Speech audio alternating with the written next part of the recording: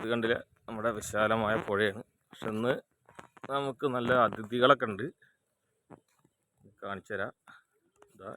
ഇത് നീർനായ്ക്കളാണ്. നമ്മളെ കടവനാട് പുഴയിൽ ഇഷ്ടം പോലെ ഉണ്ട്. അപ്പം മുങ്ങി ഇനി കൂട്ടമായിട്ട് തന്നെ അവർ പൊങ്ങും. കാണുന്നുണ്ടാവൂലേ? ഇതാണ് നീർനായ്ക്കൾ എന്ന് പറയുന്നത്. അപ്പോൾ നല്ല പുഴയിൽ കരിമീനും മാലാനൊക്കെ ഉണ്ട്. ഒറ്റളം മീൻ തീറ്റ അതാണ്. അല്ലേ, ഇതാണ് കേട്ടാ നീർനായ എന്ന് പറയുന്ന സാധനം. ഇഷ്ടംപോലെ ഉണ്ടാവാറുണ്ട്. കൂട്ടമായിട്ടാണ് ഇവർ ഇറങ്ങുക.